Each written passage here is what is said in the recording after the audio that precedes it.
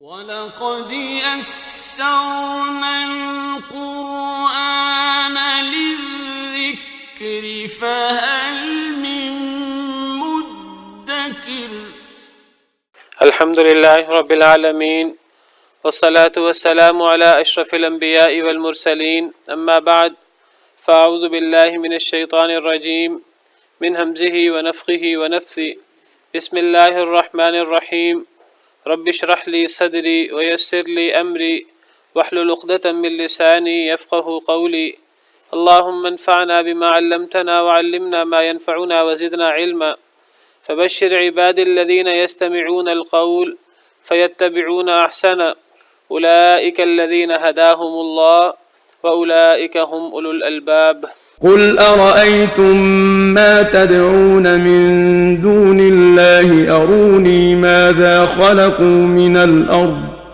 أم لهم شرك في السماوات ائتوني بكتاب من قبل هذا أو أثارة من علم إن كنتم صادقين ومن أضل ممن يدعو من دون الله من لا يستجيب له إلى يوم القيامة وهم عن دعائهم غافلون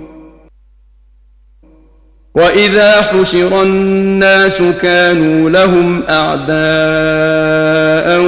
وكانوا بعبادتهم كافرين أعوذ بالله من الشيطان الرجيم بسم الله الرحمن الرحيم قل أرأيتم ما تدعون من دون الله أروني ماذا خلقوا من الأرض أم لهم شرك في السماوات کہہ دیجئے اے اللہ کے نبی صلی اللہ علیہ وسلم آپ کہہ دیجئے فرما دیجئے کن سے مشرکین مکہ سے جو لوگ اللہ کے ساتھ اوروں کو شریک بناتے ہیں ان سے کہہ دیجئے ارأیتم تمہارا کیا خیال ہے ما تدعون من دون اللہ جنہیں تم پکارتے ہو اللہ کے علاوہ ارونی دکھاؤ مجھے ماذا خلقوا من الارض کیا پیدا کیا انہوں نے زمین سے ام لہم شرک فی السماوات یا ان کے لیے کوئی شراکت ہے فی السماوات آسمانوں میں اے اللہ کے نبی صلی اللہ علیہ وسلم آپ ان مشرکین سے کہہ دیجئے جو اللہ کے ساتھ شرک کرتے ہیں کیسے شرک کرتے ہیں اللہ کے ساتھ اللہ کے علاوہ اوروں کو پکارتے ہیں مدد کے لیے اللہ کے علاوہ کسی کو مدد کے لیے پکارنا یہ شرک ہے شرک اکبر ہے صریح شرک ہے اللہ کے علاوہ کسی سے کوئی ایسی مدد مانگنا کوئی ایسا سوال کرنا جو صرف اللہ سے رب سے کیا جا سکتا ہے دور سے ہی اللہ کے علاوہ کسی کو پکار لینا کسی سے مدد مانگ لینا کسی سے اولاد مانگ لینا یا کسی سے کوئی بھی ایسی مدد جو اللہ کے علاوہ کوئی نہیں کر سکتا ایسی کسی سے کوئی مدد مانگنا کسی کو پکارنا اس کام کے لیے یہ شرک ہوتا ہے صریح شرک ہے شرک اکبر ہے یا علی مدد کہنا یا رسول اللہ مدد کہنا یا اسی طرح شیخ عبدالقادر جیلانی رحمہ اللہ اور ان کو اور ان جیسے جو بزرگان دین ہیں ان کی ذات میں غلو کر کے ان کو اللہ کی صفات دیتے ہوئے یہ سمجھنا کہ وہ ہماری مدد کر سکتے ہیں حالانکہ وہ سب فوت ہو چکے ہیں نیک بندے تھے اللہ کے برگزیدہ لوگ تھے وہ اپنی زندگی اللہ کی احکامات کے مطابق گزار کر اور پوری زندگی لوگوں کو صحیح بات کی طرف دعوت دے کر اللہ کی توحید کی طرف دعوت دے کر وہ اللہ کے حضور پہنچ چکے ہیں ان کا اللہ کے ہاں انشاءاللہ بڑا مقام ہے لیکن ان کی ذات میں غلو کر کے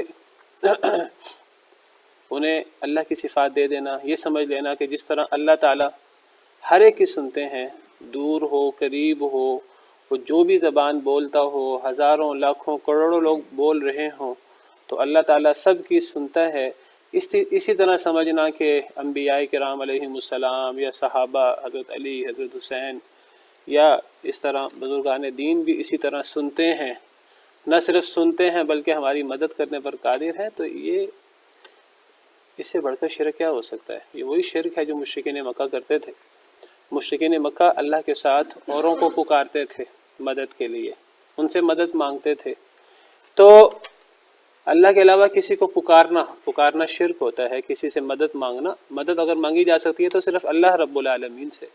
میں نے کل واضح کیا تھا ایک ہوتا ہے کسی سے ما فوق الاسباب مدد مانگنا جو صرف اللہ سے مانگی جاتی ہے. اللہ کے علاوہ کسی سے یہ مدد مانگی جائے تو یہ سری شرک ہے، شرک اکبر ہے.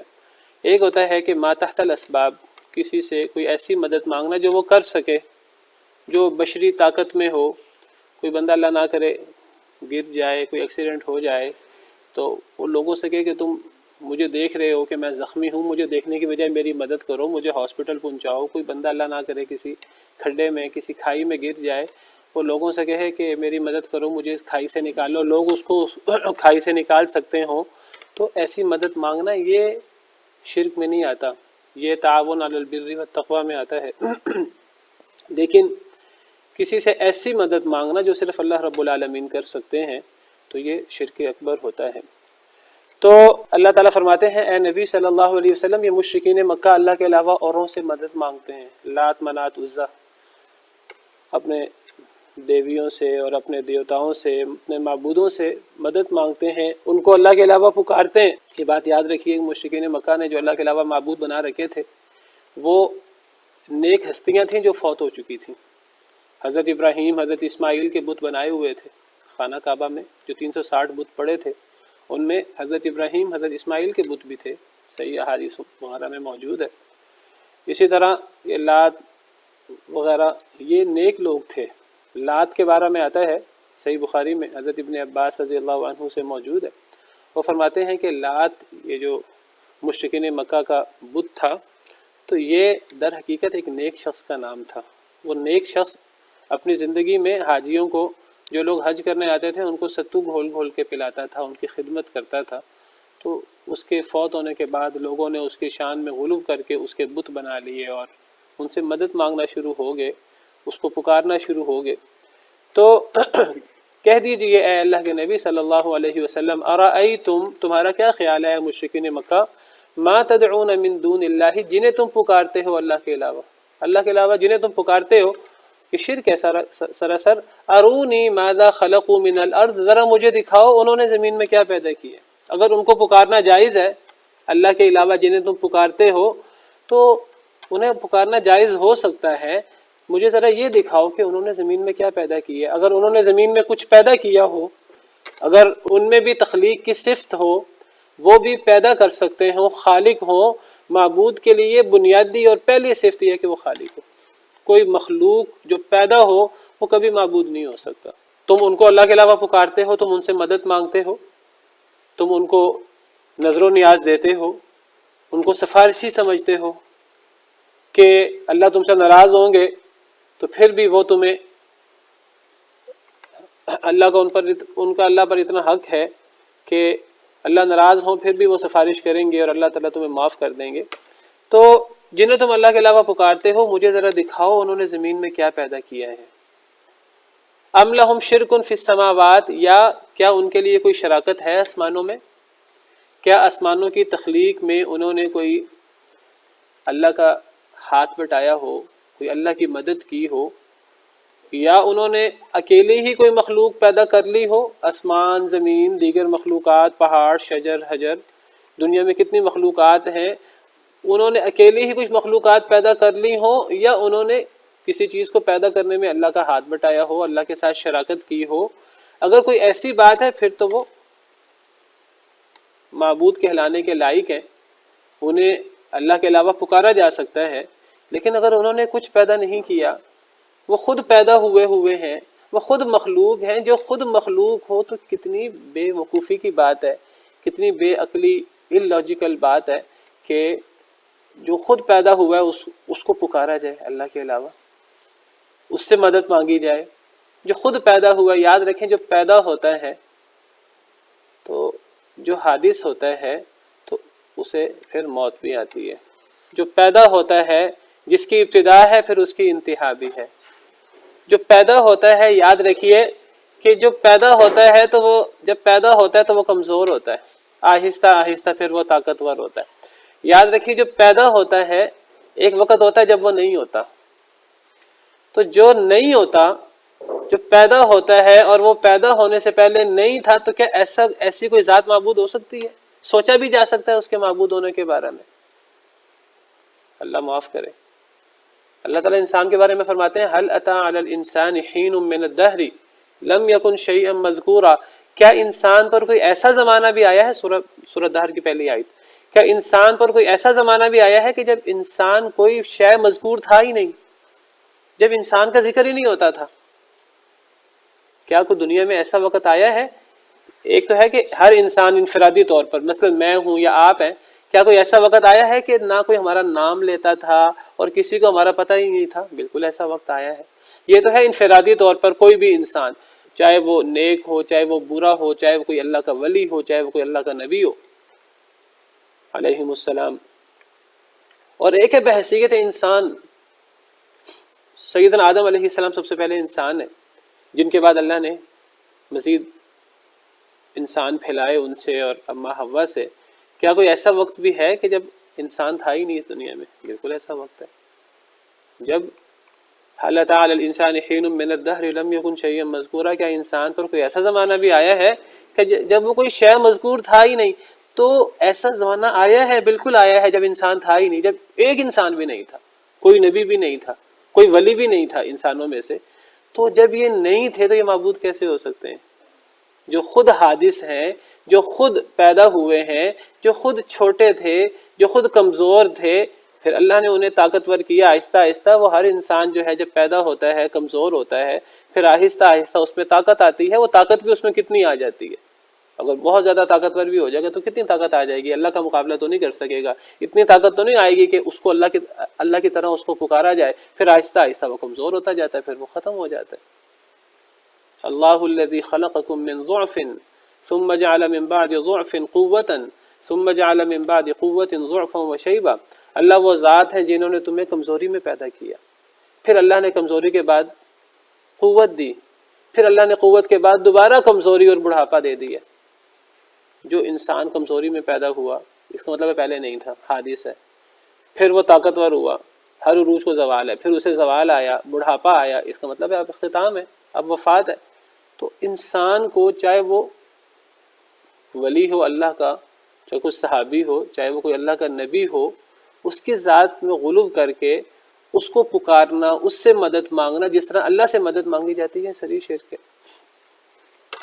اللہ تعالیٰ فرماتے ہیں کہ تم انہیں جنہیں تم پکارتے ہو ذرا مجھے یہ بتاؤ، اے مشرکین مکہ، اے نبی صلی اللہ علیہ وسلم، ذرا ان سے سوال کریں، جنہیں تم اللہ کے علاوہ پکارتے ہو ذرا مجھے یہ بتاؤ انہوں نے زمین میں کیا پیدا کیا؟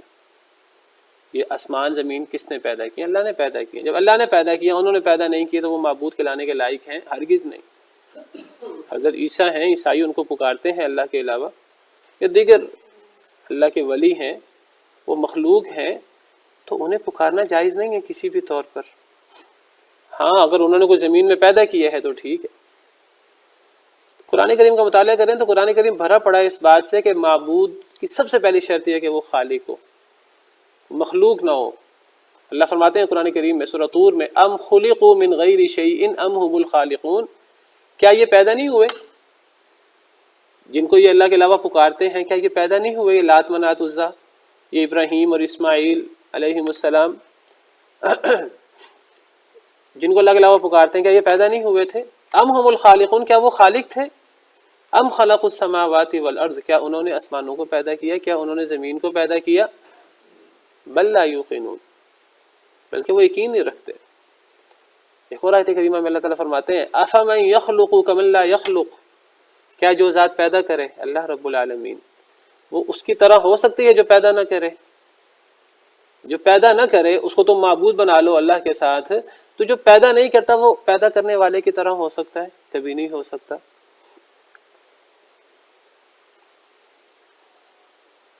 تو پتہ لگا کہ خالق ہونے کے، معبود ہونے کے لیے خالق ہونا ضروری ہے۔ کسی کو اللہ کی طرح پکارنے کے لیے اس کا خالق ہونا ضروری ہے۔ اگر وہ مخلوق ہو تو مخلوق کو پھر پکارا نہیں جا سکتا اس طرح کر کے۔ ایک آیت کریمہ میں اللہ تعالیٰ اس حقیقت کو اس طرح واضح فرماتے ہیں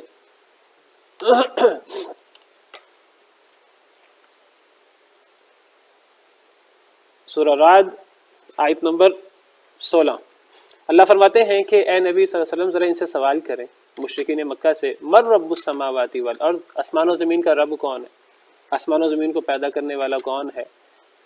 قل اللہ، آپ خود ہی فرما دیجئے، اس کا جواب مشرکین بھی یہی دیں گے، آپ بھی وہی جواب دے دیجئے، قل اللہ، اللہ رب ہے آسمان و زمین کا، کوئی لات منات عزا کوئی رب نہیں ہے آسمان و زمین کا، وہ بھی مانتے ہیں۔ قل افاتخذتم من دونه اولیاء لا یملکون لانفسهم نفعا ولا ضرا، کہہ دیجئے اے اللہ کے نبی صلی اللہ علیہ وسلم ان مشرکین سے کہہ دیجئے، افاتخذتم من دونه، کیا تم نے پکڑے ہیں اللہ کے علاوہ اولیاء، ایسے معبود، لا یملکون لانفسهم نفعا ولا ضرا، جو تمہارے لیے نفع نقصان چھوڑیں، اپنے لیے نفع نقصان کے مالک نہیں ہیں۔ یہ معبود کی دوسری شرط ہے۔ معبود کی جو پہلی شرط اللہ بیان کرتے ہیں وہ ہے خالق ہونا، اور دوسری شرط جو اللہ بیان کرتے ہیں معبود کے لیے وہ نفع نقصان کر سکے، کسی کا، کسی کو نفع دے سکے، کسی کو نقصان سے بچا سکے۔ اللہ فرماتے ہیں کہ یہ معبود کیسے ہو سکتے ہیں جو دوسروں کو نفع نقصان دینا تو دور کی بات، جو اپنے ذات کے نفع نقصان کے مالک نہیں ہیں۔ جب وہ زندہ تھے تب بھی وہ اللہ سے مدد مانگتے تھے، انبیاء کرام علیہم السلام جب وہ حیات تھے، جب وہ زندہ تھے تو اللہ سے مدد مانگتے تھے، جب وہ فوت ہو گئے اللہ کے پاس چلے گئے، اب تو وہ دنیا میں موجود نہیں ہے، اب ان کی اگر زندگی ہے تو وہ ان کی برزخی زندگی ہے جس کا اللہ کو پتہ ہے، ہمیں اس کی تفصیلات کا نہیں پتہ، تو وہ اپنے نفس کے نفع نقصان کے مالک نہیں، تو وہ تمہیں کیسے نفع نقصان دے سکیں گے؟ تمہارے لیے معبود کیسے ہو سکتے ہیں؟ قل هل يستوي الاعمى والبصير، کہہ دیجئے کیا اندھا اور دیکھنے والا برابر ہو سکتے ہیں؟ اندھا کون ہے؟ مشرک، جو اندھا ہے ان بصیرت کی باتوں سے، ان دلائل سے، جو قوی دلائل ہیں ان سے اندھا ہے، اس کو سمجھ نہیں آتے دلائل۔ اور دیکھنے والا کون ہے؟ موحد، جو توحید پر ہے۔ ام هل تستوي الظلمات والنور، یا کیا اندھیرے اور نور برابر ہو سکتے ہیں؟ اندھیرے کیا ہیں؟ شرک کے اندھیرے، اور نور کیا ہے؟ توحید کا نور، اسلام کا نور، کیا یہ برابر ہو سکتے ہیں؟ ام جعلوا للہ شرکاء خلقوا کخلقہ، اب وہ دوسری بات آئی جو در حقیقت پہلی بات ہے، پہلی شرط، یا کیا انہوں نے بنائے ہیں اللہ کے لیے ایسے شریک، خلقوا کخلقہ، کہ جنہوں نے پیدا کیا ہو اللہ کے پیدا کرنے کی طرح، فتشابہ الخلق علیہم، پھر تخلیق ان کے اوپر خلط ملط ہو گئی ہے۔ کیا انہوں نے اللہ کے علاوہ ایسے معبود پکڑ رکھے ہیں؟ پہلے اللہ فرماتے ہیں کہ وہ نفع نقصان کے مالک نہیں، پھر اللہ فرماتے ہیں کہ کیا انہوں نے اللہ کے علاوہ ایسے معبود پکڑے ہیں کہ جنہوں نے کوئی اللہ کے علاوہ انہوں نے بھی کوئی چیز پیدا کی ہو، اور انہوں نے کوئی اتنی بڑی چیز پیدا کی ہو کہ اب لوگوں پر خلط ملط ہو گیا ہو کہ اللہ بڑے خالق ہیں کہ یہ بڑے خالق ہیں۔ اللہ اس کا جواب دیتے ہیں، اے اللہ کے نبی آپ فرما دیجئے، قل اللہ خالق کل شیء، کہہ دیجئے اللہ ہی ہر شے کا خالق ہے، کوئی خالق نہیں ہے اللہ کے علاوہ۔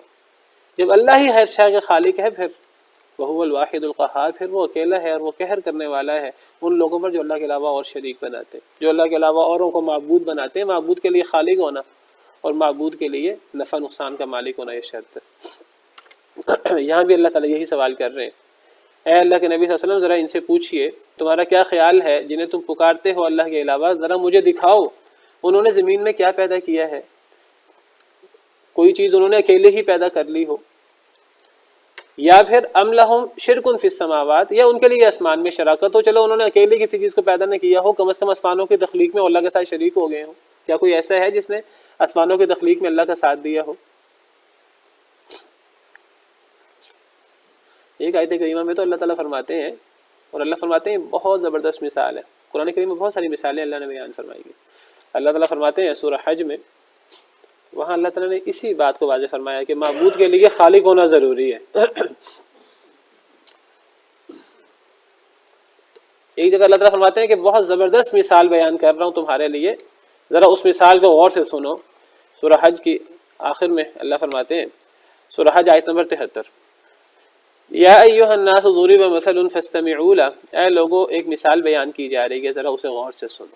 یہ کوئی عام مثال نہیں ہے، بہت غور طلب مثال ہے، قرآن کی ہر مثال ہی غور طلب ہے، اس کو خاص طور پہ غور سے سنو۔ اے لوگوں ایک مثال پیش کی جا رہی ہے، ذرا اسے غور سے سنو۔ ان الذین تدعون من دون اللہ، بے شک وہ لوگ جنہیں تم پکارتے ہو اللہ کے علاوہ، لن یخلقوا ذبابا، انہوں نے تو مکھی کو بھی پیدا نہیں کیا۔ آسمان زمین چھوڑیں، دیگر مخلوقات چھوڑیں جو بڑی بڑی مخلوقات ہیں، مکھی کو بھی پیدا نہیں کیا۔ وَلَوِ اجْتَمَعُوا لَهُ، چاہے وہ سارے اکٹھے کیوں نہ ہو جائیں، ایک معبود نے اکیلے ایک مکھی کو نہیں، یہ سارے معبود مل جائیں ان مشرکین کے، حضرت کائنات کی ابتدا سے لے کر آج تک قیامت تک جتنے مشرکین نے جتنے معبود بنائے ہیں اللہ کے علاوہ، وہ سب مل جائیں، وہ سب مل کر ایک مکھی نہیں بنا سکتے، ایک مکھی کو پیدا نہیں کر سکتے۔ جب وہ مکھی کو پیدا نہیں کر سکتے پھر انہیں اللہ کے علاوہ کیوں پکارتے ہو، ان سے کیوں مدد مانگتے ہو؟ انہیں کوئی انہیں ڈائریکٹ پکار رہے ہیں، کوئی انہیں واسطے سے پکار رہے ہیں، کیوں انہیں پکارا جاتا ہے جب وہ مکھی بھی پیدا نہیں کر سکتے، چاہے وہ سب اکٹھے ہو جائیں؟ اب آگے ذرا سنیں، اس سے بھی آگے بڑھ کر وَإِن يَسْلُبْهُمُ الذُّبَابُ شَيْئًا، مکھی پیدا کرنا تو بڑی بات ہے، اگر مکھی کچھ لے جائے ان سے، لا يستنقذوه من، یہ سب معبود مل کے مکھی سے وہ ذرہ واپس نہیں لے سکتے جو مکھی لے جائے ان سے، اتنے یہ کمزور ہیں۔ تو تم ان کو اللہ کے علاوہ معبود بنا رہے ہو، ان سے تم مدد مانگتے ہو، ان سے تم اپنی حاجتیں مانگتے ہو۔ ضعف الطالب والمطلوب، مانگنے والا بھی کمزور اور جس سے مانگا جا رہا ہے وہ بھی کمزور، جنہیں اللہ کے علاوہ پکارا جاتا ہے۔ اب مشرک بھی کمزور ہے، اب ایک کمزور سے مانگ رہا ہے، کتنی عجیب بات ہے۔ بھئی مانگنا ہے تو خالق کائنات سے مانگو، جو کہتا ہے کہ میں دیتا ہوں، مجھے پکارو، وقال ربکم ادعونی استجب لکم، تمہارا رب کہتا ہے کہ مجھے پکارو، میں تمہاری پکار قبول کروں گا۔ اجیب دعوت الداعی اذا دعان، مجھے پکارنے والا جب پکارے میں اس کی پکار کو قبول کرتا ہوں، جو ہر شے پر قادر ہے، فعال لما یرید، جو چاہے کر سکتا ہے، ان اللہ علی کل شیء قدیر، ہر شے پر قدرت رکھتا ہے۔ تو ہم اس کو چھوڑ کر کیوں ہم اللہ کے علاوہ اوروں کو پکارتے ہیں؟ تو اللہ تعالیٰ فرماتے ہیں کہ آپ ذرا ان سے پوچھئے کہ دکھاؤ ذرا مجھے انہوں نے زمین میں کیا پیدا کیا ہے، ام لہم شرک فی السماوات، یا ان کے لیے آسمان میں شراکت ہو۔ اللہ کہتے ہیں کوئی چیز انہوں نے اکیلے پیدا کی ہو یا انہوں نے کوئی چیز اللہ کے ساتھ مل کر پیدا کی ہو۔ یہاں تو شراکت کی بات ہے، ایک آیت میں تو اللہ تعالیٰ فرماتے ہیں چلو شراکت بھی دور کی بات ہے، چلو انہوں نے اللہ کا کوئی تھوڑا بہت ساتھ دیا ہو،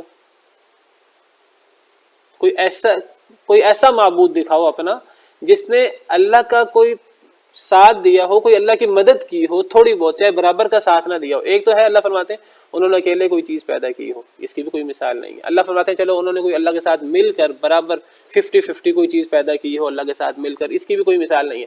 اللہ فرماتے ہیں چلو اس سے بھی نیچے ہٹ کر سارا کام اللہ نے کیا ہو، 90% کام کوئی 10% کام انہوں نے کر دیا ہو۔ قرآن میں یہ بات بھی موجود ہے۔ اللہ فرماتے ہیں قل ادعوا الذین زعمتم من دون اللہ،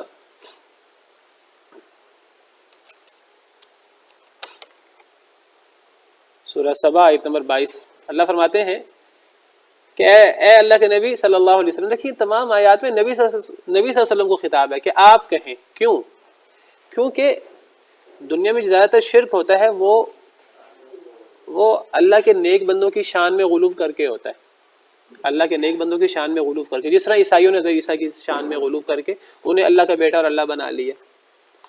تو دنیا میں زیادہ تر شرک جو ہے غلو کی وجہ سے ہوتا ہے۔ اور اگر دنیا میں کوئی ذات سب سے افضل ہے تو وہ کون ہے؟ نبی کریم صلی اللہ علیہ وسلم۔ آپ تمام نبیوں کے سردار ہیں، سید الانبیاء والمرسلین، حدیث مبارکہ میں انا سید ولد آدم ولا فخر، میں تمام بنی آدم کا سردار ہوں، کوئی فخر کی بات نہیں ہے۔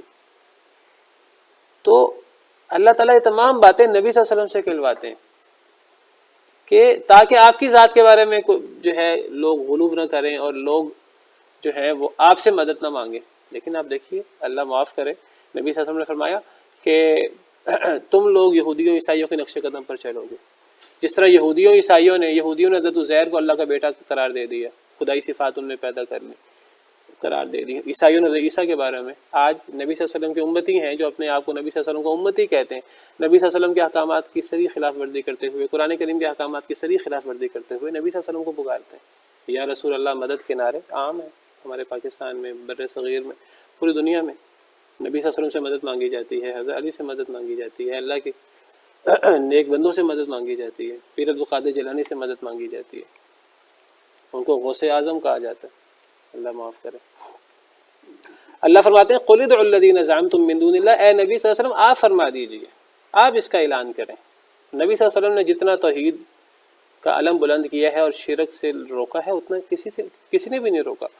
تو اے اللہ کے نبی آپ فرما دیجئے ادعوا الذین زعمتم من دون اللہ، پکارو انہیں جنہیں تم اللہ کے علاوہ گمان کرتے ہو۔ اللہ کے علاوہ کیا گمان کرتے ہو کہ وہ معبود ہیں، انہیں پکارو۔ لا یملکون مثقال ذرۃ فی السماوات ولا فی الارض، وہ تو نہیں اختیار رکھتے ذرہ برابر بھی، نہ آسمان میں نہ زمین میں، ان کے پاس ذرہ برابر بھی اختیار نہیں ہے آسمانوں اور زمین میں۔ ذرہ برابر اختیار یعنی خدائی اختیار میں سے ذرہ برابر بھی اختیار نہیں ہے۔ جنہیں تم اللہ کے علاوہ پکارتے ہو، جنہیں اللہ کے علاوہ پکارا جاتا ہے، خواہ وہ ایسے لوگ ہوں جو اللہ کے نافرمان ہیں اور لوگوں کو اپنی عبادت کی دعوت دیتے ہیں، شیطان، نمرود، فرعون، دجال وغیرہ، خواہ وہ اللہ کے نیک برگزیدہ بندے ہیں جنہوں نے پوری زندگی لوگوں کو توحید کی دعوت دی، لیکن لوگ ان کی شان میں غلو کر کے انہیں اللہ کے علاوہ معبود بنا لیتے ہیں۔ اللہ فرماتے ہیں کہ جنہیں اللہ کے علاوہ پکارا جائے وہ آسمانوں میں اور زمین میں ذرہ برابر اختیار نہیں رکھتے خدائی اختیارات میں سے۔ وَمَا لَهُمْ فِيهِمَا مِنْ شِرْک، اور نہیں ہے ان کے لیے آسمان و زمین میں کوئی شراکت۔ وہی بات جو ہم سورہ احقاف میں پڑھ رہے ہیں کہ آسمان و زمین کی پیدائش میں ان کی کوئی شراکت بھی نہیں ہے، اللہ کے ساتھ کوئی انہوں نے 50-50 کوئی انہوں نے اللہ کے ساتھ شراکت کر کے زمین و آسمان کو پیدا نہیں کیا۔ وَمَا لَهُمْ فِيهِمَا مِنْ شِرْک، نہیں ہے جنہیں تم اللہ کے علاوہ پکارتے ہو ان میں سے کسی کے لیے بھی زمین و آسمان کی تخلیق میں اللہ کی کوئی شراکت نہیں ہے۔ وَمَا لَهُ مِنْهُمْ مِنْ ظَهِيرٍ، اور نہ کوئی اللہ کے لیے ان میں سے کوئی مددگار ہے۔ ایک تو ہوتی ہے شراکت برابر کی، نہ کوئی برابر کا شریک ہے اور نہ کسی نے تھوڑی بہت مدد کی ہے۔ سارا کام اللہ وحدہ لا شریک نے اکیلے ہی کیا ہے، کائنات اللہ نے اکیلے ہی بنائی ہے، ہر چیز اللہ نے اکیلے ہی بنائی ہے۔ اللہ اکیلے ہی جو ہے وہ خالق ہیں، مالک ہیں، رازق ہیں، مدبر ہیں، روزی دینے والے ہیں، سب کام اللہ اکیلے ہی کرتے ہیں، ساری نعمتیں اللہ اکیلے ہی دیتے ہیں۔ تو پھر جب عبادت کی جاتی ہے اللہ کی، جب اللہ کو شکر ادا کرنے کی باری آتی ہے، وہاں اللہ کے ساتھ اوروں کو کیوں شریک کر لیا جاتا ہے؟ وہاں اللہ کے علاوہ اوروں کی قسم کیوں اٹھائی جاتی ہے؟ وہاں اللہ کے علاوہ اوروں کے لیے ذبح کیوں کیا جاتا ہے؟ وہاں اللہ کے علاوہ اوروں کو نذر و نیاز کیوں دی جاتی ہے؟ اللہ کے علاوہ اوروں کو کیوں پکارا جاتا ہے؟ نہ کسی کے لیے کوئی شراکت ہے آسمان و زمین میں اور کسی چیز کی تخلیق میں، نہ کسی کا کوئی حصہ ہے، کوئی مدد، تھوڑی سی مدد بھی نہیں ہے۔ مجھے دکھاؤ کہ انہوں نے زمین میں کیا پیدا کیا ہے۔ ام لہم شرک فی السماوات، یا ان کے لیے کوئی شراکت ہو آسمانوں میں، آسمانوں کی تخلیق میں۔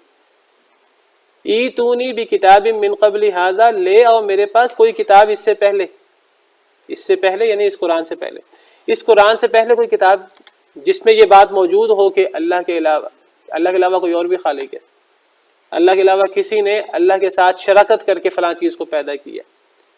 کوئی کتاب لے آؤ جس میں یہ بات موجود ہو کہ اللہ کے علاوہ کسی اور کو بھی پکارا جا سکتا ہے، اللہ کے علاوہ کسی اور سے بھی مدد مانگی جا سکتی ہے۔ وعلیکم السلام ورحمۃ اللہ وبرکاتہ۔ لے آؤ میرے پاس کوئی کتاب اس سے پہلے، اس قرآن سے پہلے کوئی کتاب لے آؤ، تورات لے آؤ، انجیل لے آؤ، صحف ابراہیم لے آؤ، کوئی کتاب لے آؤ اس قرآن سے پہلے جس میں تم جو شرک کرتے ہو اللہ کے ساتھ اس کے دلائل موجود ہو۔ او اثارۃ من علم، اگر کتاب کی کوئی بات نہ ہو، تورات و انجیل نہ ہو، تو چلو او اثارۃ من علم، کوئی علمی نقل شدہ بات لے آؤ۔ اثارت کا معنی نقل شدہ، کوئی نقل شدہ علم جو تمہارے جو پرانے انبیاء سے نقل ہو کر آ رہا ہو، کوئی نبیوں سے منقول کوئی علمی بات لے آؤ کہ کسی نبی نے یہ بات فرمائی ہو کہ اللہ کے علاوہ نبیوں کو پوجنا چاہیے، اللہ کے علاوہ نبیوں کو پکارنا چاہیے، یا فلاں کی اللہ کے ساتھ شراکت ہے آسمان و زمین کی تخلیق میں، اللہ کے علاوہ اوروں کو پکارنا جائز ہے، اللہ کے علاوہ اوروں سے مدد مانگنی جائز ہے۔ کوئی کتاب لے آؤ اس قرآن سے پہلے، کوئی کتاب کی کوئی آیت یا کوئی منقول شدہ کوئی علم لے آؤ۔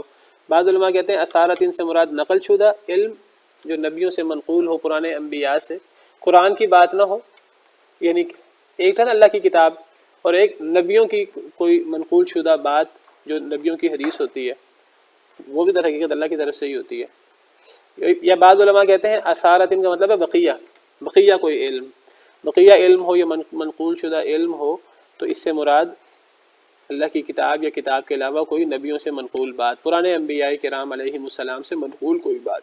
تم اپنے آپ کو حضرت ابراہیم کے دین ابراہیمی پر ہونے کا دعویٰ کرتے ہو، مشرکین مکہ، یہودی عیسائی حضرت موسیٰ حضرت عیسیٰ کے پیروکار ہونے کا دعویٰ کرتے ہیں، صحف ابراہیم سے، تورات و انجیل سے کوئی بات لے آؤ یا نبیوں سے منقول شدہ کوئی بات لے آؤ۔ ان کنتم صادقین، اگر تم سچے ہو اپنے دعوے میں۔ کس دعوے میں سچے ہو؟ کہ اللہ کے ساتھ اوروں کو بھی پکارنا چاہیے، ان کے بت بنا کر، قبریں بنا کر مجاور بن کے بیٹھ جانا چاہیے، ان کے لیے نظر و نیاز دینی چاہیے اللہ کے علاوہ اوروں کے لیے، اللہ کے علاوہ اوروں سے مدد مانگنی چاہیے۔ وہ تمام کام جو مشرکین مکہ کرتے تھے۔ قرآن سے پہلے کسی کتاب کی کوئی دلیل لے آؤ یا کوئی نبیوں سے منقول شدہ کوئی بقیہ بات لے آؤ، اگر تم سچے ہو اپنے دعوے میں، تمہارے پاس اپنے دعوے کی کوئی دلیل نہیں ہے، صرف ظن و تخمین ہی ہے۔ سورہ یونس میں اللہ فرماتے ہیں وَمَا يَتَّبِعُ أَكْثَرُهُمْ إِلَّا ظَنًّا، ان میں سے اکثر، ان مشرکین میں سے اکثر، مشرکین مکہ کی بات ہو رہی ہے، ان مشرکین میں سے اکثر نہیں پیروی کرتے مگر ظن کی، گمان کی۔ ان الظن لا یغنی من الحق شیئا، حالانکہ ظن حق کے مقابلے میں کوئی فائدہ نہیں دیتا۔ حق کیا ہے؟ حق تو کتاب و سنت کے دلائل ہے، کتابوں میں اتری ہوئی باتیں حق ہوتی ہیں، نبیوں کی باتیں حق ہوتی ہیں، حق تو یہ ہے، اور ان کے پاس حق میں سے کوئی بھی چیز نہیں ہے، نہ کسی کتاب کی کوئی بات، نہ کوئی نبیوں کی منقول شدہ کوئی بات، نہ قرآن کی کوئی بات، نہ حدیث مبارکہ کی کوئی بات۔ چلو اپنے نبیوں کی منقول شدہ کوئی بات بتا دو، حق ہے ہی نہیں۔ اب جب حق نہیں ہے تو ظن و تخمین ہی ہے۔ اللہ فرماتے ہیں کہ یہ مشرکین یہ ظن کی پیروی کرتے ہیں۔ وَمَا يَتَّبِعُ أَكْثَرُهُمْ إِلَّا ظَنًّا إِنَّ الظَّنَّ لَا يُغْنِي مِنَ الْحَقِّ شَيْئًا إِنَّ اللَّهَ عَلِيمٌ بِمَا يَفْعَلُونَ، اللہ جانتا ہے جو یہ کرتے ہیں، کوئی دلیل نہیں ہے ان کے پاس اپنے اس شرک کی۔ فرمایا وَمَنْ أَضَلُّ مِمَّنْ يَدْعُو مِن دُونِ اللَّهِ مَن لَّا يَسْتَجِيبُ لَهُ إِلَى يَوْمِ الْقِيَامَةِ وَهُمْ عَن دُعَائِهِمْ غَافِلُونَ، اس سے بڑھ کر گمراہ کون ہو سکتا ہے؟ ذرا قرآن کے الفاظ میں اب سنیں، اللہ کتنی سختی سے رد کرتے ہیں اللہ کے علاوہ اوروں کو پکارنے سے۔ اس سے بڑھ کر گمراہ کون ہو سکتا ہے؟ سب سے گمراہ شخص ہے وہ، اس سے زیادہ گمراہ کوئی نہیں ہو سکتا۔ کون؟ اے اللہ، ممن یدعو، اس سے جو پکارے، من دون اللہ، اللہ کے علاوہ، من، اسے، جو، لا یستجیب لہ، نہیں جواب دے سکتا اس کو، الی یوم القیامت، قیامت کے دن تک۔ ذرا غور کیجیے قرآن کی آیت ہے، اللہ فرماتے ہیں کہ اللہ کے علاوہ کسی کو پکارنا جو قیامت کے دن تک آپ کی بات قبول نہ کر سکے، آپ کی بات کا جواب نہ دے سکے، آپ کی دعا پوری نہ کر سکے، قیامت کے دن تک آپ کی پکار وہ اس کا جواب نہیں دے سکتا، وہ آپ کی حاجت پوری نہیں کر سکتا قیامت تک لگا رہے تو۔ صرف اللہ ہی ہے جو ساری حاجتیں پوری کرتے ہیں، اللہ ہی ہیں جو سب کچھ دیتے ہیں اور ہر چیز پہ قدرت رکھتے ہیں، اللہ کے علاوہ کوئی طاقت نہیں رکھتا۔ تو جو شخص اللہ کے علاوہ کسی کو پکارے، خواہ وہ خود اپنی عبادت کی دعوت دیتا ہو، شیطان، نمرود، فرعون وغیرہ کی طرح، دجال کی طرح، خواہ وہ خود اپنی عبادت کی دعوت نہ دیتا ہو، اللہ کے نیک بندے ہوں لیکن لوگوں نے ان کی شان میں غلو کر کے انہیں اللہ کا معبود بنا لیا ہو، تو جو بھی اللہ کے علاوہ کسی کو پکارے، چاہے وہ فوت شدہ بزرگ کیوں نہ ہو، فوت شدہ انبیاء کرام علیہم السلام کیوں نہ ہو، جو اللہ کے علاوہ کسی کو پکارے جو قیامت تک اس کی پکار کو پورا نہ کر سکے، اس کی پکار کا جواب نہ دے سکے، تو جو شخص اللہ کے علاوہ ایسے لوگوں کو پکارتا ہے، ان سے بڑھ کر گمراہ کوئی نہیں ہو سکتا۔ اس دنیا جہاں کے پرلے درجے کے گمراہ لوگ ہیں۔ ایک آیت میں اللہ فرماتے ہیں کہ اولئک کالانعام بل هم اضل، یہ تو جانوروں کی طرح ہیں بلکہ ان سے بھی گمراہ ہیں، اولئک هم الغافلون، یہ لوگ غافل ہیں۔ اور کون زیادہ گمراہ ہے؟ اس شخص جو پکارے اللہ کے علاوہ اسے، جو قیامت تک اس کی پکار کا جواب نہ دے سکے۔ کہ پکار کا جواب دینا، پکار کو پوری کرنا تو دور کی بات ہے، وَهُمْ عَنْ دُعَائِهِمْ غَافِلُونَ، جن کو پکارا جاتا ہے وہ تو ان کی پکار سے ہی غافل ہیں، ان کو تو ان کی آواز ہی نہیں آتی۔ اللہ کے علاوہ یاد رکھیے، جنہیں پکارا جائے خدائی اختیارات کے مطابق، ایک تو جیسے میں نے ذکر کیا، ایک تو ما تحت الاسباب کسی کو پکارا جاتا ہے، میں بتا چکا ہوں کہ وہ اس بحث سے خارج ہے وہ بات۔ کوئی غریب کسی امیر سے کہتا ہے میری مدد کر دو، مجھے کوئی رقم دے دو، میرا علاج کروا دو، یہ ایک الگ چیز ہے، یہ تعاون علی البر والتقوی ہے، یہ ما تحت الاسباب ہے۔ بات ہو رہی ہے ما فوق الاسباب کی، جو جس طرح اللہ کو پکارا جاتا ہے اس طرح کر کے اللہ کے علاوہ کسی کو پکارا جائے تو یہ بات یاد رکھیے، اللہ کے علاوہ جس کو پکارا جائے، خواہ وہ شیطان ہو، خواہ وہ فرعون ہو، نمرود ہو، یہ وہ لوگ ہیں جو لوگوں کو اپنی عبادت کی دعوت دیتے تھے، خواہ وہ اللہ کے برگزیدہ بندے ہوں جو پوری زندگی لوگوں کو توحید کی دعوت دیتے رہے، لیکن لوگوں نے ان کے بعد ان کی شان میں غلو کر کے انہیں اللہ کا معبود بنا، انہیں اللہ کے علاوہ معبود بنا لیا، اللہ کا شریک بنا لیا، چاہے وہ نیک فوت شدگان ہو، اللہ کے پاس جا چکے ہوں۔ کوئی شخص پکارے اللہ کے علاوہ کسی کو تو وہ قیامت تک اس کی پکار کو پورا نہیں کر سکتا، اس کی حاجت پوری نہیں کر سکتا۔ قیامت تک حاجت پوری تو تب کرنے کی بات آئے جب وہ حاجت سن لے۔ اللہ فرماتے ہیں وہ تو پکارنے والوں کی پکار سے ہی غافل ہے۔ یاد رکھیے قبر والے قبر میں جا کر کچھ نہیں سنتے، صرف وہی سنتے ہیں جو اللہ سنائے، وہ خود کچھ نہیں سن سکتے، وہ تو اللہ کے پاس جا چکے ہیں۔ اللہ تعالیٰ قرآن کریم میں فرماتے ہیں اِنَّكَ لَا تُسْمِعُ الْمَوْتَى، اے نبی صلی اللہ علیہ وسلم آپ اللہ کے نبی ہیں، آپ بھی مردوں کو نہیں سنا سکتے، مردوں کو نہیں سنایا جا سکتا۔ ان اللہ یسمع من یشاء، سورہ فاطر میں اللہ فرماتے ہیں اللہ جسے چاہے سنائے۔ وما انت بمسمع من فی القبور، اے نبی صلی اللہ علیہ وسلم قبر والوں کو تو آپ بھی نہیں سنا سکتے، اللہ جسے چاہے سنائے، اللہ جو چاہے سنا دیتا ہے۔ مردے کو دفنایا جاتا ہے، وہ دفنانے والوں کی قدموں کی چاپ سن لیتا ہے، مردہ حدیث میں آتا ہے، ہم مانتے ہیں صحیح حدیث ہے، جو اللہ سنانا چاہے اللہ سنا دیتا ہے، اپنی مرضی سے مردہ کچھ بھی نہیں سن سکتا۔ اعوذ باللہ من الشیطان الرجیم۔ تو بات یہ ہو رہی تھی کہ اللہ کے علاوہ جسے پکارا جائے، چاہے وہ شیطان اور شیطان کی ذریت ہو، اس کی نسل ہو، برے لوگ، خواہ وہ اللہ کے نیک برگزیدہ لوگ ہوں جو اللہ کے پاس جا چکے ہیں، اللہ کے علاوہ جنہیں پکارا جائے وہ قیامت تک اس حاجت کو پورا نہیں کر سکتے، اس پکار کو قبول نہیں کر سکتے۔ پکار قبول کرنا دور کی بات، وہ تو اس پکار سے ہی غافل ہوتے ہیں، وہ تو آواز ہی نہیں سنتے، وہ تو پکار سے ہی غافل ہوتے ہیں۔ تو میں ذکر کر رہا تھا کہ قبر والے وہ نہیں سن سکتے۔ اللہ تعالیٰ نے قرآن کریم میں جگہ جگہ اس حقیقت کو واضح فرمایا ہے، جیسے ابھی میں نے آپ کے سامنے آیت پڑھی وَمَا أَنْتَ بِمُسْمِعٍ مَّن فِي الْقُبُورِ، سورہ فاطر آیت نمبر 22۔ اللہ فرماتے ہیں کہ زندہ اور مردہ برابر نہیں ہوتے، ان اللہ یسمع من یشاء، اللہ جسے چاہے سنا دے، وما انت بمسمع من فی القبور، اے نبی صلی اللہ علیہ وسلم نہیں ہیں آپ سنانے والے اس کو جو قبر میں ہے۔ قبر والوں کو تو نبی بھی نہیں اپنی مرضی سے سنا سکتے، اللہ جسے چاہے سنا دے۔ اب اللہ کسے سناتے ہیں؟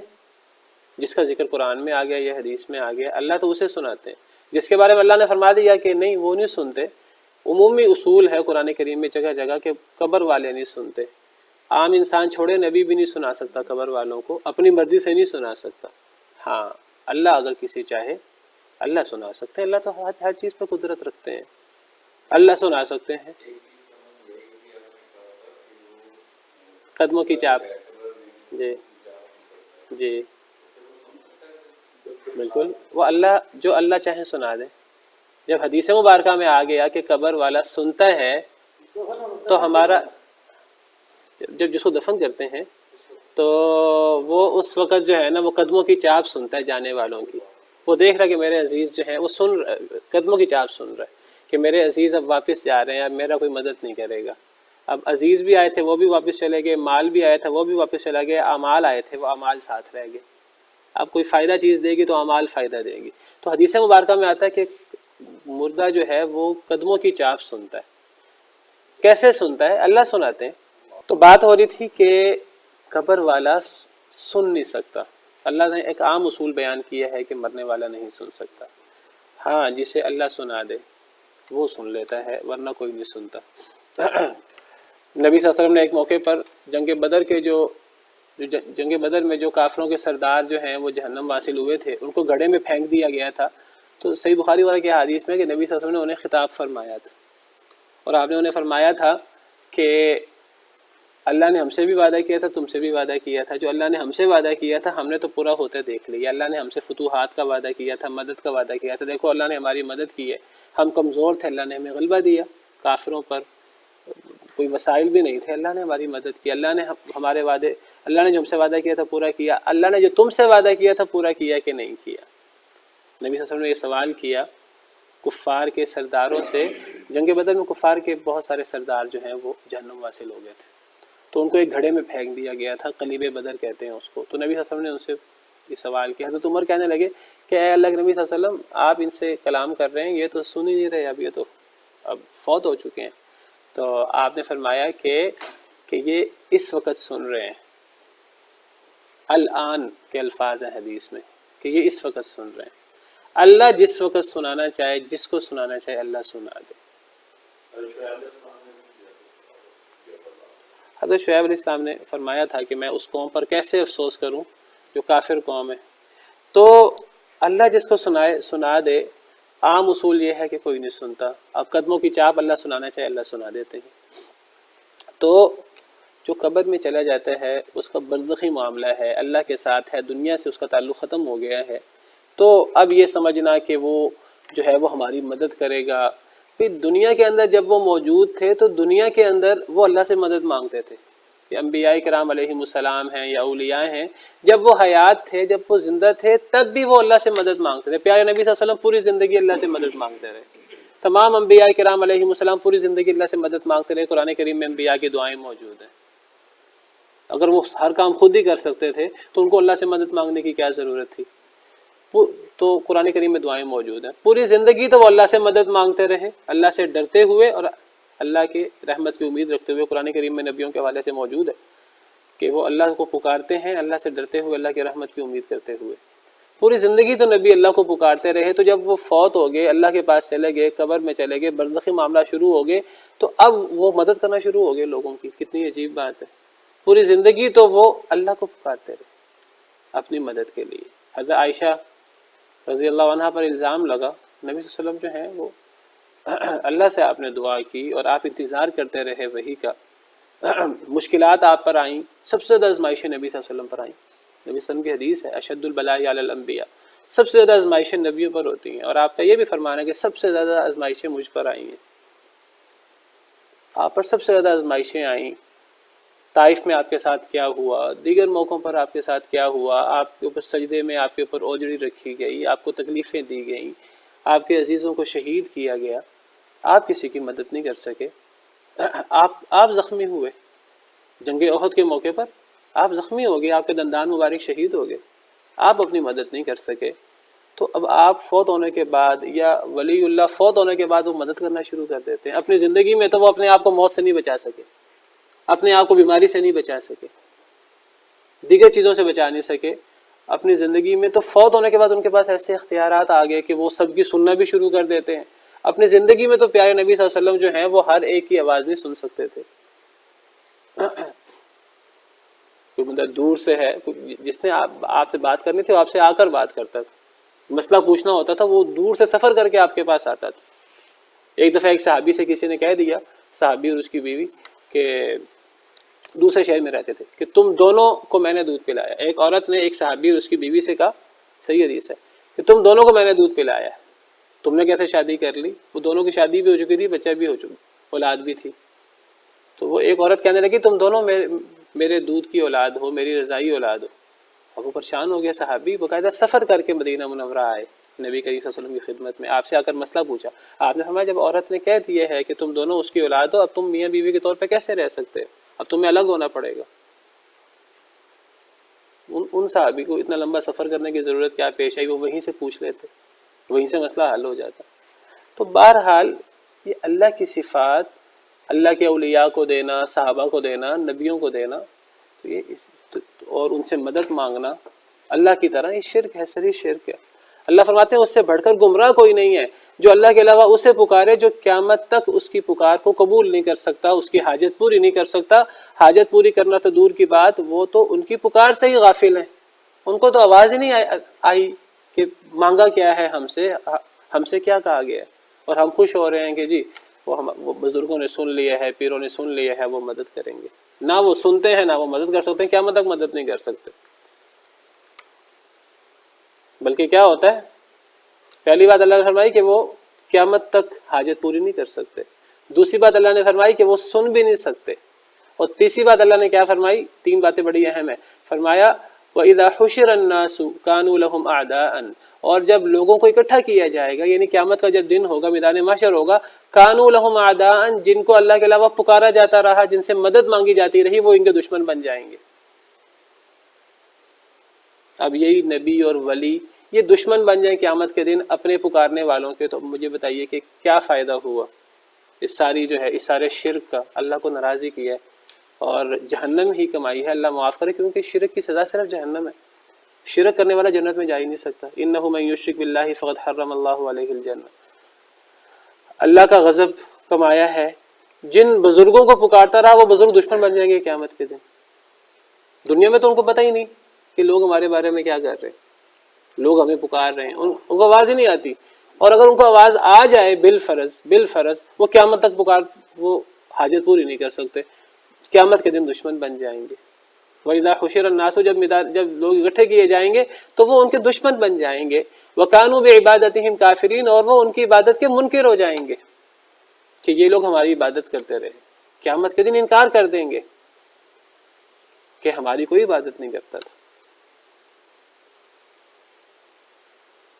اب دیکھیے قرآن کریم میں اس سے بڑھ کر واضح بات کیا ہوگی؟ اللہ نے تو بڑی صراحت سے یہ بات کر دی ہے کہ اللہ کے علاوہ کسی کو پکارا جائے تو وہ نہیں سنتا، سن لے اگر تو قبول نہیں کر سکتا، اور قیامت کے دن دشمن بن جائے گا۔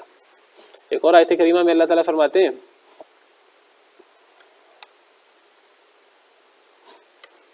سورہ مریم آیت نمبر 81-82، اللہ تعالیٰ فرماتے ہیں وَاتَّخَذُوا مِن دُونِ اللَّهِ آلِهَةً، کہ ان بدبختوں نے، ان مشرکوں نے اللہ کے علاوہ معبود بنا رکھے ہیں۔ کیوں؟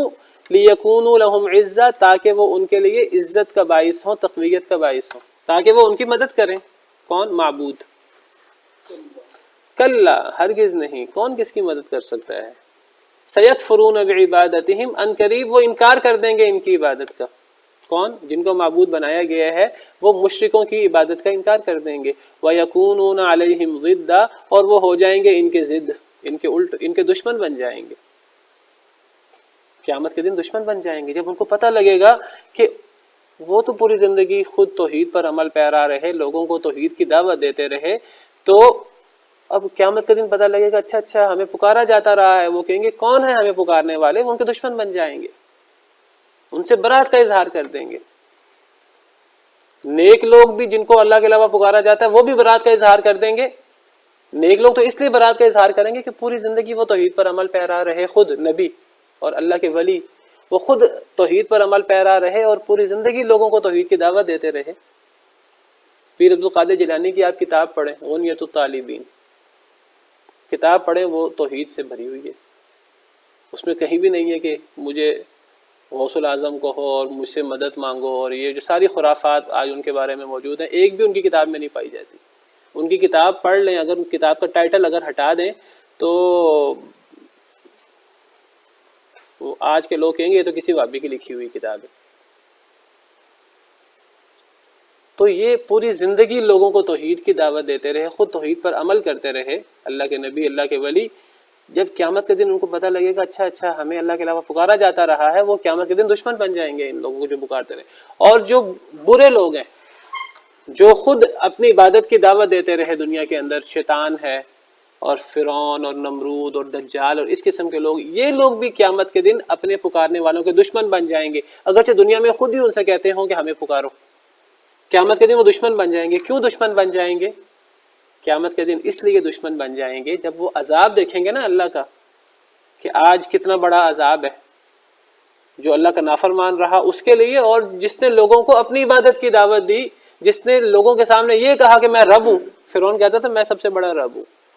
قیامت کے دن فرعون اپنے ماننے والوں کی عبادت کا انکار کر دے گا، وہ کہے گا شاید میرے انکار کرنے سے میرا عذاب کچھ ہلکا ہو جائے، مجھے تو آج بڑا عذاب ملنا ہے، تو شاید میں اگر انکار کر دوں کہ میں نے کبھی اپنی عبادت کی دعوت نہیں دی، اور وہ اپنی عبادت کرنے والوں کا اگر انکار کر دے، اس کے ذہن میں ہوگا کہ میرے انکار کرنے سے شاید میرا عذاب ہلکا ہو جائے۔ اللہ تعالیٰ نے قرآن کریم میں اس بات کو بیان فرمایا ہے۔ اللہ فرماتے ہیں کہ بقرہ آیت نمبر 166، اللہ فرماتے ہیں اذ تبرأ الذین اتبعوا، جن کی پیروی کی گئی تھی، یعنی شریک جن کو اللہ کے علاوہ بنایا گیا تھا، وہ برات کا اظہار کر دیں گے ان لوگوں سے جنہوں نے پیروی کی تھی، جن کی پیروی کی گئی تھی، یعنی اللہ کے علاوہ جن کو شریک بنایا جاتا رہا، چاہے وہ نیک لوگ ہوں چاہے برے لوگ ہوں، وہ برات کا اظہار کر دیں گے، وَرَأَوُا الْعَذَابَ، اور وہ عذاب دیکھیں گے، وَتَقَطَّعَتْ بِهِمُ الْأَسْبَابُ، اور جب وہ جہنم دیکھیں گے سامنے، عذاب سامنے دیکھیں گے، سارے تعلق ٹوٹ جائیں گے۔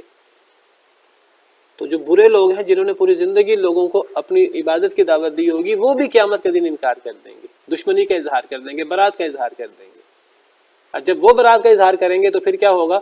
وقال الذین اتبعوا، جنہوں نے پیروی کی تھی مشرک لوگ، وہ کہیں گے لو ان لنا کرۃ، کاش کہ ایک دفعہ دوبارہ دنیا میں جانا ہو، فنتبرأ منہم کما تبرؤوا منا، ہم اب ان سے اس طرح برات کا اظہار کریں جس طرح وہ ہم سے قیامت کے دن برات کا اظہار کر رہے ہیں۔ اب وہ مشرک کہیں گے اچھا ہم تو پوری زندگی ان کو پکارتے رہے اور ہم ان کے پیچھے چلتے رہے، آخرت میں جا کے انہوں نے ہمارا انکار کر دیا، کاش کہ ایک دفعہ دوبارہ دنیا میں جانا پڑے، ہم دنیا میں اب ان کی مخالفت کریں، ان کی دشمنی کریں۔ كذلك يريهم الله اعمالهم حسرات عليهم، اس طرح اللہ ان کو ان کے اعمال حسرتیں بنا کر دکھائیں گے۔ ایک اور آیت کریمہ دیکھیے، کیا ہم لوگ یہ کسی فیصلہ کر سکے کہ فلان اللہ کا ولی ہے؟ یہ تو اللہ ہی کرے گا، اللہ کو پتہ ہے۔ باقی نیک لوگوں کی نیکی جو ہے وہ بعض دفعہ اس کی شہرت ہو جاتی ہے، ہم کہہ سکتے ہیں کہ اللہ کے علم میں ممکن ہے کہ وہ اللہ کا ولی ہو، ہم تو کسی کی جنت کی بات بھی نہیں کر سکتے کہ فلاں جنتی ہے، یہ کہہ سکتے ہیں، دعا دے سکتے ہیں اللہ کرے کہ وہ جنتی ہو۔ اللہ تعالیٰ فرماتے ہیں کہ اللہ تعالیٰ اپنی جو ہے وہ عظیم صفات بیان کر کے اللہ فرماتے ہیں کہ جی بس آ رہے والذین تدعون من دونہ ما یملکون من قطمیر، جنہیں تم اللہ کے علاوہ پکارو وہ تو ذرہ برابر بھی اختیار نہیں رکھتے۔ ان تدعوہم لا یسمعوا دعاءکم، اگر تم انہیں پکارو تو تمہاری پکار نہیں سنتے۔ ولو سمعوا، اگر وہ سن لیں بالفرض، مستجابوا لکم، وہ تمہاری پکار کو قبول نہیں کر سکتے، تمہاری حاجت پوری نہیں کر سکتے۔ ویوم القیامۃ یکفرون بشرککم، قیامت کے دن تمہارے اس شرک کا انکار کر دیں گے۔ اس آیت میں یہ بھی صراحت ہے کہ یہ شرک ہے۔ ولا ينبئك مثل خبیر، اللہ جو خبیر ہے اس جیسے تمہیں کوئی خبر نہیں دے گا۔ تو قرآن کریم بھرا پڑا ہے اس قسم کی آیات سے کہ جن کو اللہ کے علاوہ پکارا جاتا ہے تو وہ ہماری پکار سنتے نہیں ہیں، اگر سن لیں تو قبول نہیں کر سکتے، اور قیامت کے دن وہ دشمن بن جائیں گے۔ اللہ سے دعا ہے کہ اللہ تعالی ہمیں کفر و شرک اور اس جیسی چیزوں سے اللہ تعالی ہمیں بچائے۔ وآخر دعوانا الحمد للہ رب العالمین۔